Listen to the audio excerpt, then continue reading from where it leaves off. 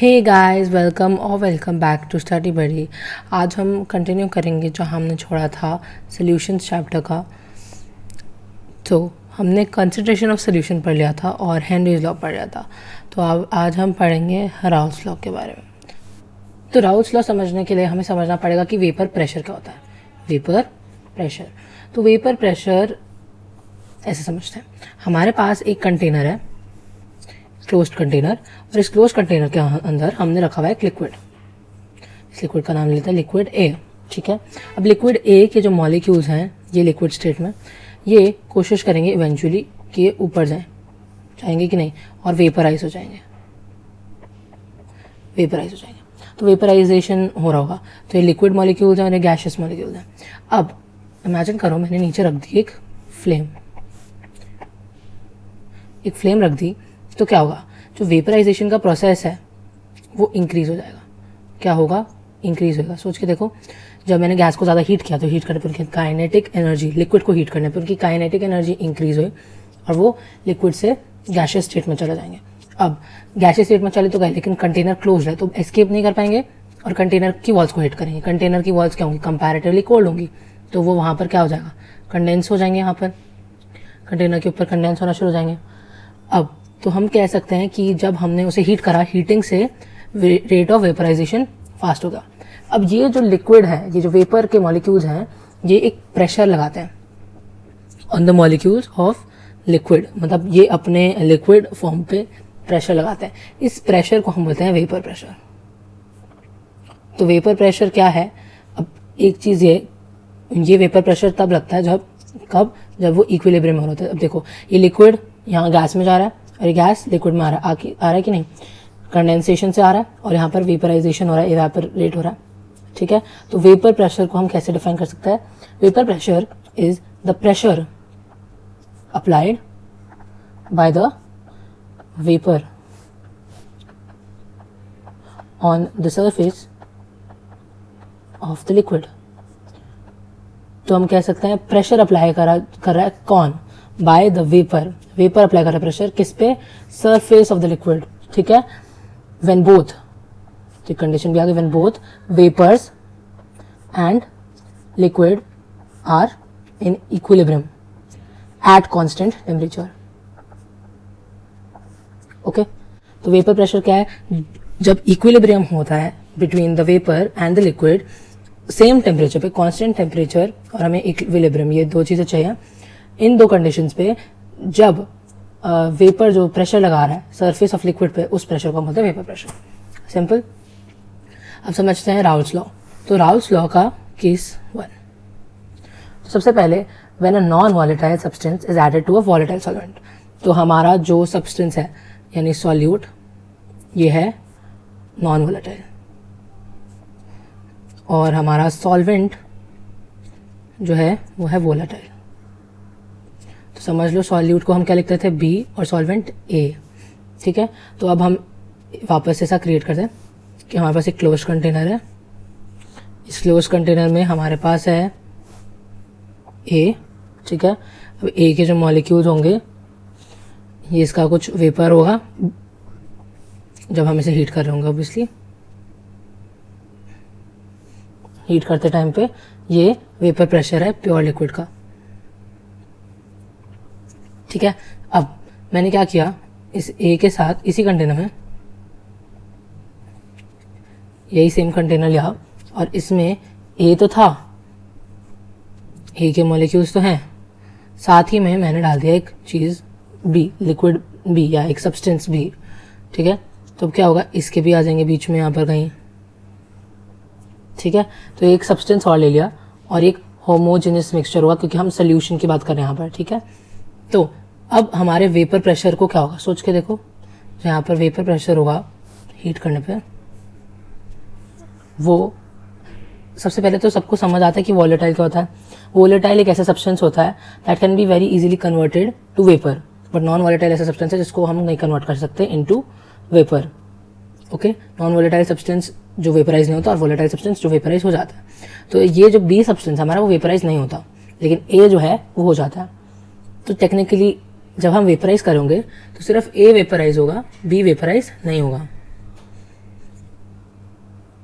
तो इमेजिन कर लो कि मैंने सॉल्ट डाल दिया, तो सॉल्ट जो है वो रूम टेम्परेचर पे रखा जाएगा तो भी नहीं वेपराइज होगा, सॉल्ट उतना ही रहेगा।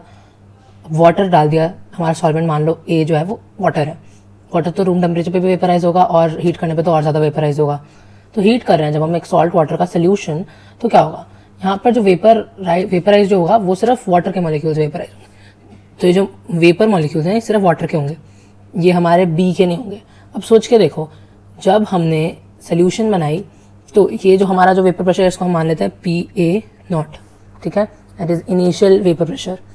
तो ये वाला जो है हमारा ये होगा PA, क्योंकि PB तो है ही नहीं, PB तो क्या है, 0 है, क्योंकि हमारा वेपराइज ही नहीं होगा, तो फिर पार्शियल प्रेशर क्या क्रिएट करेगा।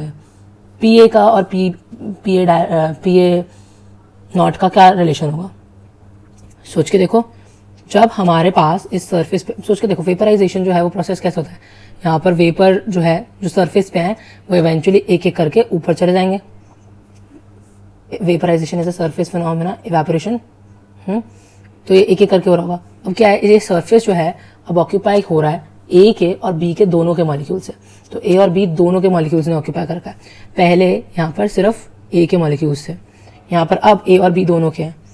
तो पार्शियल प्रेशर कम हो जाएगा, क्यों, क्योंकि नंबर ऑफ मॉलिक्यूल्स जो वेपर स्टेट में जा रहे हैं वो कम हो जा रहे हैं, ओनली ए के मॉलिक्यूल्स वेपराइज हो रहे हैं। बात का ध्यान रखना है, क्योंकि हमारा बी जो है वो नॉन वॉलेटाइल है, तो comparatively less number of molecule जाएंगे। अब जब कम मॉलिक्यूल जाएंगे तो वो, अब जैसे मान लो यहाँ पर इतने सारे मॉलिक्यूल्स प्रेशर लगा रहे हैं, यहाँ पर अगर मानो 5 ही लगा रहे हैं, तो नंबर ऑफ मॉलिक्यूल्स जो प्रेशर लगा रहे हैं जब वो कम हो गए तो टोटल प्रेशर भी तो कम हो जाएगा। तो हम यहाँ लिख सकते हैं कि PA is less than PA0 या PA0 is more than PA।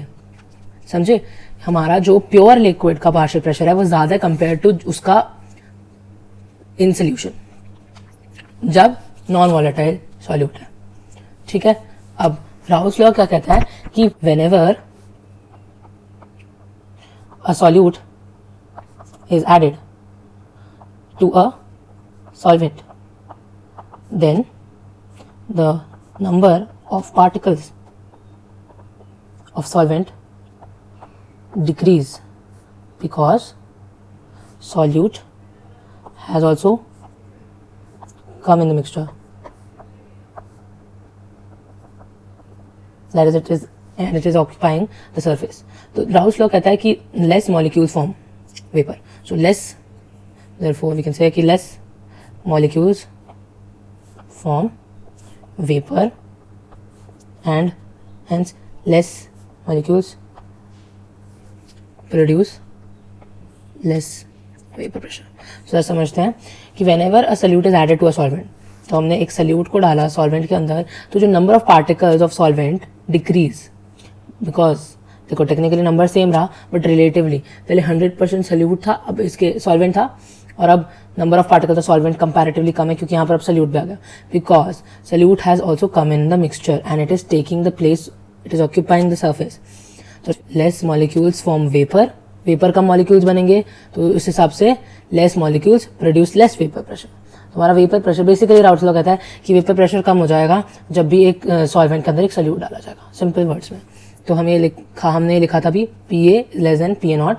तो अब हमें अगेन एक कांस्टेंट से रिप्लेस करना पड़ेगा। अब जो कांस्टेंट हम यूज़ करते हैं वो है हमारा काय, जो हम अभी पढ़ चुके हैं, PA0। तो ये हमारा फॉर्मूला है, ठीक है। Using Dalton's law of partial pressure, Dalton's law, हमारे पास है P total is equals to PA plus PB। तो PA हमारा क्या है, सोच के देखो, इसको सब्स्टिट्यूट करते हैं, काय A PA0, और PB क्या है, PB क्या है बताओ, 0, क्योंकि वो वेपराइज ही नहीं होगा। तो टोटल हमारा जो पार्शियल प्रेशर बनता है इस केस में, जब हमारे B का कोई वेपर प्रेशर नहीं आएगा क्योंकि वो नॉन वॉलेटाइल है, ये हो जाएगा टोटल प्रेशर, जो ये हो जाएगा, ठीक है। तो काय जो है यहाँ पर, it is the mole fraction in liquid state, okay.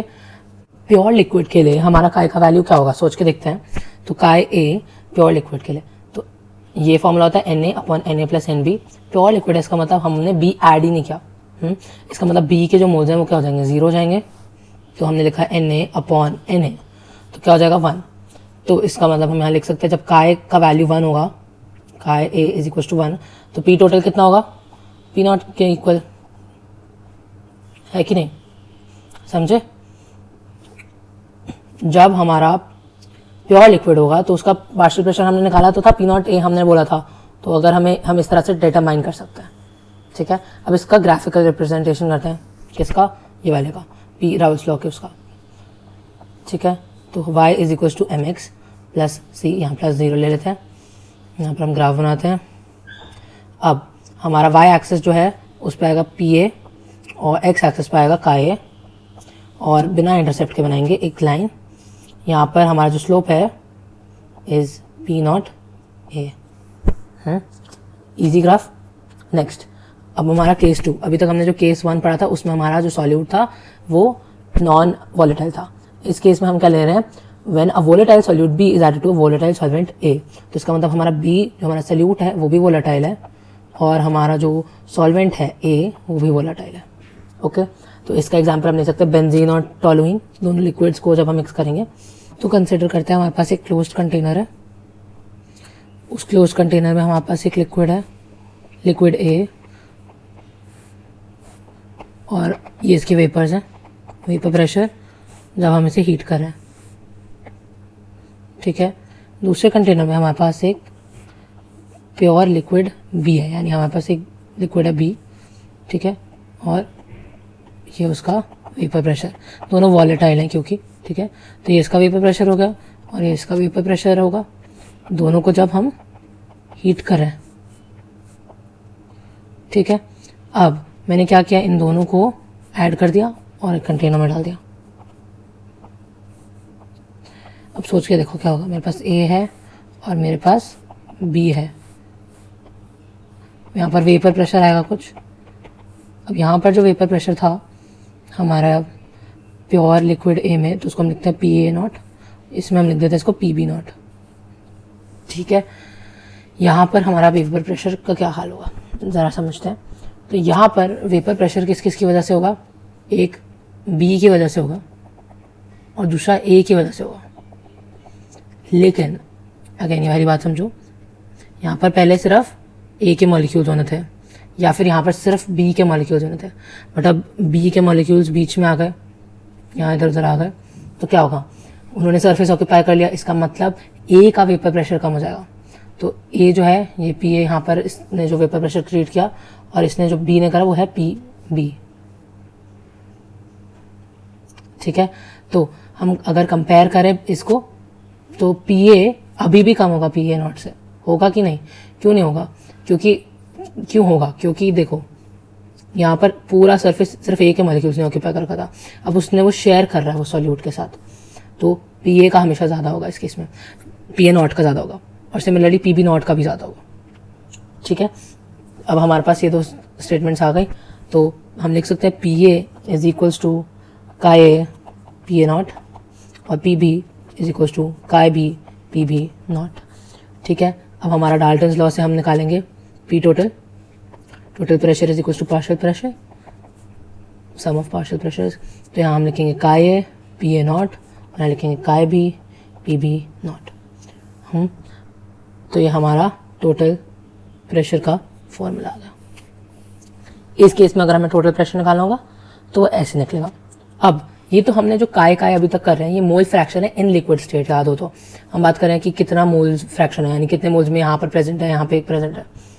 अब हम एक और टर्म यूज़ करेंगे, हम यूज़ करने वाले हैं ये, इसको डैश लगा देंगे हम, ये हमारा रिप्रेजेंट करेगा vapour pressure, mole fraction in vapour state या वेपर फेज, जो भी बोलना चाहो, ठीक है। तो using Dalton's law of partial pressure हम ये कर सकते हैं, partial pressure of gas is equals to mole fraction of gas into total pressure of gas, ठीक है। लिखें partial pressure of gas is equals to mole fraction of gas into total pressure of gas. अब ये वाला डालेंगे क्योंकि हम vapour state के लिए निकाल रहे हैं। तो ये देखो ये हमारा इसका फॉर्मूला आता है PA/P टोटल। तो ये भी कई बार यूज़ करने को आ सकता है, मोल fraction of A in vapor state. Partial pressure of gas into mole fraction of gas into partial pressure of gas is equals to mole fraction of gas into P total according to Dalton's law of partial pressure. ठीक है, understood? Next, तो similarly हम काय B भी निकाल सकते हैं, vapour state वाला, P B upon P total, ये फॉर्मूला भी यूज कर सकते हैं, ये भी वेपर फेज के लिए। अब इसका ग्राफिकल रिप्रेजेंटेशन थोड़ा कॉम्प्लिकेटेड दिखता है बट है नहीं, सिंपल है। तो हमें याद रखना है क्या क्या। चलो सबसे पहले हमें ग्राफ बनाते हैं इस तरह से, ये ऐसा ग्राफ है। तो हमारे पास जो ए है उसका कैसे बनेगा, और हाँ यहाँ पर हम लिख रहे हैं काय ए इज इक्वल टू 1, काय बी इज इक्वल टू 0, काय ए इज इक्वल टू 0, काय बी इज इक्वल टू 1। इसको जरा समझो, इसका मतलब क्या होगा पहले। काय ए इज इक्वल टू 1 यानी moles fraction of A is equal to 1। याद है जब बताया था कि मोल्स फ्रैक्शन 1 कब होगा, जब प्योर लिक्विड होगा, और प्योर लिक्विड में इसका मोल फ्रैक्शन क्या होगा 0। क्यों, क्योंकि काय बी क्या होगा N B upon N A plus N B, है ना। अब हमने बोला कि एन बी तो है ही नहीं प्रेजेंट, तो एन बी का वैल्यू तो 0 हो गया। जब 0 अपॉन एन ए प्लस 0 करोगे तो क्या आएगा 0, तो काय बी 0 होगा। इसका मतलब जो ये वाला फॉर्म है इसमें प्योर लिक्विड ए है और इस जगह पर प्योर लिक्विड बी है। सिमिलरली देखो, ठीक है, यहाँ पर काय ए इंक्रीज हो रहा है, यहाँ पर काय बी इंक्रीज हो रहा है।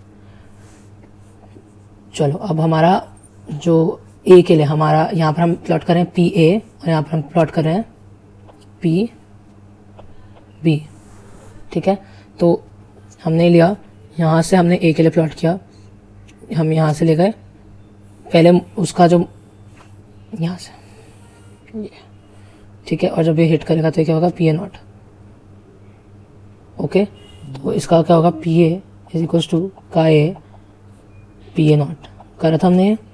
सिमिलरली हमने बी खा लिया ऐसे, ये है पी बी नॉट, तो ये होगा P B is equals to chi B into P B not. फिर हम इन दोनों को मिला के स्लोप बनाएंगे, इसको हम बोलेंगे P total is equals to P A plus P B, तो ये पी टोटल रिप्रेजेंट करेगा। वेरी इजी, समझ आया। तो हमने सबसे पहले ऐसे प्लॉट किया, हमने काय इज इक्वल्स टू 1, यहाँ प्योर लिक्विड ए ले लिया, यहाँ प्योर लिक्विड बी का ले लिया कंडीशंस। फिर हमने दोनों के लिए बनाया ग्राफ, यहाँ से प्योर तक के लिए बनाया हमने, यहाँ से प्योर तक के लिए बनाया, यहाँ से प्योर तक के लिए बनाया, इम्प्योर से प्योर तक के लिए हम कह सकते हैं, या फिर हम यहाँ से शुरू कर सकते हैं, ऐसे भी बोल सकते हो, प्योर टू इम्प्योर, इस तरह से, ठीक है। तो अब इस पे बेस्ड एक क्वेश्चन करते हैं। क्वेश्चन है vapour pressure of chloroform CHCl3, इसका vapour pressure and dichloromethane CH2Cl2 dichloromethane at 298 Kelvin are 200 mm of Hg and 415 mm of Hg। सोच के देखो ये कौन सा प्रेशर बता रहा होगा, प्योर का बता रहा होगा ना, ठीक है। तो हमें बोला गया है calculate the vapour pressure of the solution prepared by mixing. तो सबसे पहला पार्ट है, अगर हम ले रहे हैं 25.5 grams of CHCl3 plus 40 grams of CH2Cl2 at 298 Kelvin, तो इनको मिक्स करने पे वेपर प्रेशर क्या होगा, ठीक है। हमसे मांग रहे हैं वेपर प्रेशर क्या होगा। Second, mole fraction of each component in vapour phase, तो हमें काय डैश और काय बी डैश ये दोनों चाहिए। पॉज करो, हाँ करो सॉल्व क्वेश्चन। तो कैसे करेंगे, हमें CHCl3 का दे रखा है और हमें इसका वो मांग रखा है। अब हमें इस केस में क्या चाहिए होगा, सोच के देखो, पी टोटल चाहिए होगा, पी टोटल मांग रहा है ना हमसे यहाँ पर, और यहाँ पर काय बी, ये तो बड़ा ईजी है, ये तो बिल्कुल हमारे पास फॉर्मूला है। तो समझते हैं, हमारे पास पी ए नॉट है, हमारे पास डब्ल्यू ए है, इसको CHCl3 को हम ए ले लेते हैं और CH2Cl2 को हम बी मान रहे हैं। तो पी बी नॉट है हमारे पास और डब्ल्यू बी है, हमें दोनों चीज़ें दे रखी हैं। हमारे पास हम एम ए निकाल सकते हैं, मोलर मास निकाल सकते हैं। तो देखो CHCl3 carbon plus hydrogen plus 3 chlorine, carbon होता है 12, हाइड्रोजन 1, क्लोरीन 35.5, तो हमारे पास पूरा जाता है 119.5 ग्राम पर मोल। यूनिट्स लिखना मत भूलना। यहाँ पर एम बी निकाल देते हैं, 1 कार्बन 2 हाइड्रोजन 2 क्लोरीन, तो 12 प्लस 2 इंटू 1 प्लस 2 इंटू 35.5, तो हमारे पास आना चाहिए 85 ग्राम पर मोल, ठीक है। तो इससे हम इसका मोल्स निकाल सकते हैं। मोल्स ऑफ ए क्या होगा, गिवन मास हमें क्या दे रखा था 25.5 ग्राम और यहाँ दे रखा था 40 ग्राम्स, तो हम निकाल देते हैं 25.5 upon 119.5 given mass upon molar mass, तो यहाँ जाता है 0.21, और इस सिमिलरली इसके निकालते हैं 40/85, 0.47 मोल्स। ये हमारे पास मोल्स आ गए। अब हमने मोल्स क्यों निकाले होंगे, देखो काय ए निकाल सकते हैं हमें क्या चाहिए, हमें तो देखो ऐसे कुछ भी मत करना शुरू करा करो, हमें चाहिए पी टोटल। पी टोटल होता है chi A P A not plus chi B P B not. अब हमारे पास P A not P B not है, काय ए और काय बी नहीं है। काय और काय बी कैसे निकालते हैं, एन ए बाय क्या होता है, N A by N A plus N B ऐसा होगा, और N B upon N A plus N B. तो हमें क्या क्या चाहिए था, एन ए और एन बी चाहिए था। अब हमारे पास वेट दे रखा था, तो वेट से हमें दोनों का वेट गिवन मास दे रखा था, मोलर मास तो निकाल ही सकते थे, तो उससे हमने मोल्स निकाल दिए। अब हम इस फॉर्मूला में अप्लाई कर सकते हैं। तो पहले हम काय ए निकाल लेते हैं, काय ए निकालते हैं N A upon N A plus N B. मैंने बताया था एक बात कि जब हमें क्वेश्चन मिलता है काय और काय बी दोनों निकालना पड़ेगा, तो हम ये दो फॉर्मूलाज यूज़ कर रहे हैं, बहुत लंबा प्रोसेस है। क्यों हम मल्टीप्लिकेशन एडिशन ये सब कर रहे हैं, हम 1 माइनस कर देंगे तो डायरेक्टली हो जाएगा। तो बस एक काय निकालेंगे और काय बी उससे डायरेक्टली निकालेंगे, तो हो जाएगा 0.21 अपॉन 0.21 प्लस 0.47, है ना, यही आई थी ना वैल्यूज। हाँ, तो अब इसको हम करेंगे सॉल्व, तो आएगा 0.31 और यूनिट लेस है तो कोई यूनिट मत लगा देना। तो हमारा काय बी क्या होता है, 1 माइनस काय ए, तो 1 माइनस 0.31 आता है 0.69। तो हमारे पास काय ए भी आ गया, काय बी भी आ गया। काय बी भी निकाल सकते थे और फिर काय ए निकाल सकते थे उससे। अब बस अपने पी टोटल वाले में डाल दो, P total is equals to chi A P not a, या फिर बैठ के अगर पहले निकालना चाहते हो पी ए भी निकाल सकते हो, फिर पी बी निकाल लो, फिर दोनों को P A plus P B वाले फॉर्मूला में डाल दो, डायरेक्टली करें मैं पी बी नॉट ये। अब इसमें काय ए हमारा क्या है 0.31 और हमारा जो पी ए नॉट है वो है 200, गिवन था क्वेश्चन में। ये वाला जो वैल्यू है काय बी है हमारा 0.69 और हमें पी बी नॉट दे रखा है 415। ठीक है, दोनों को सॉल्व किया, 62 प्लस 286.35। अब इसको सॉल्व करोगे आ जाएगा 348.35 mmHg। तो पी टोटल आ गया, ये मांगा था एक, ये हमारा फर्स्ट वाला पार्ट होगा। तो अभी तक हम जो कर रहे थे वो था फर्स्ट पार्ट। सेकंड पार्ट हमसे ये मांग रहा है, बहुत ईजी है, तो निकाल लेते हैं। काय ए इसका आएगा P A upon P total, ये फॉर्मूला था, तो होगा 62 अपॉन 348.35, यही था ना। तो हमारा वैल्यू निकल जाता है 0.178 और काय बी डैश, ये हमारा काय डैश आ गया, no unit, P B upon P total जो होगा 286.35। ये कहाँ से निकाल रहे हो मैं, ये 62 ये रहा और 286.35 ये रहा। पी ए और पी बी ऐसे अलग से निकाल लेना, आगे चाहिए क्योंकि। अपॉन पी टोटल हमारा है 348.35, काय बी डैश आ जाता है 0.822। ये सॉल्विंग होगा। तो ज़रा समझते हैं हमने क्या किया। सबसे पहले तो हमें फर्स्ट वाले में पी टोटल चाहिए था, तो पी टोटल के लिए हमें चाहिए था ये और ये वाली वैल्यूज हमें पी ए नॉट दे रखे हैं, काय बी और काय ए निकालना था, उसके लिए हमें मोल्स चाहिए। मोल्स निकालने के लिए हमें गिवन मास और मोलर मास चाहिए। गिवन मास गिवन था, मोलर मास नहीं था, तो मोलर मास निकाला, यहाँ से मोलर मास निकाला और फिर मोल्स निकाले। मोल्स हमने पी ए, यहाँ पर पी ए है और ये पी बी है, तो पी ए और पी बी निकालना था पहले, पी ए और पी बी पहले निकालो, काय ए निकाला, काय बी निकाला, पी ए और पी बी निकालो, फिर उसको इस फॉर्मूला में सब्सटीट्यूट कर दो। यहाँ पे पी ए लिखो और यहाँ पी बी लिखो और इस फॉर्मूला में सब्सटीट्यूट कर दो, फिर तुम्हारा पी टोटल वाला फॉर्मूला आ गया, पी टोटल का वैल्यू आ गया।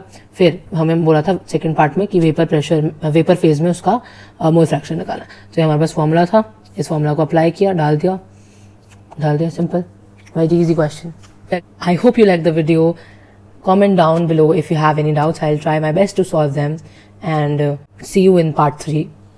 Thanks for watching.